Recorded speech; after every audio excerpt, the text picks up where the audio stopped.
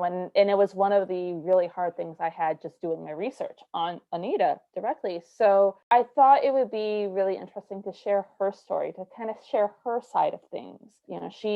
She didn't really get the recognition that was due. She taught him how to guerrilla fight Yeah. in Italy, and she was right there in the thick of things. And I was like, okay, this is a woman whose story needs to be told. She needs to be in history books. She needs to be shared in some way, shape, or form. And I'm not a nonfiction writer. I don't like writing nonfiction.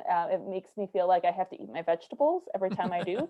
So fiction is really where my heart is, and so that's what made me want to write a fictional story about it. Because the thing I love about historical fiction is when we read the fiction, the history, and we read the actual accounts, we get the dates and the actual things that happen.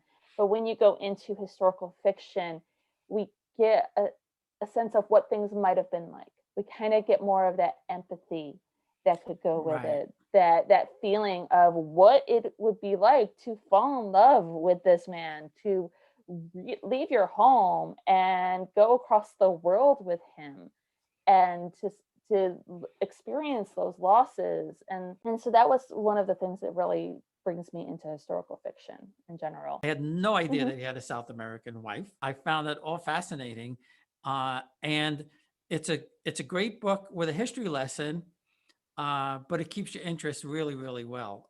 What prompted you then to go down this road and write the story about Garibaldi's wife as opposed to Garibaldi?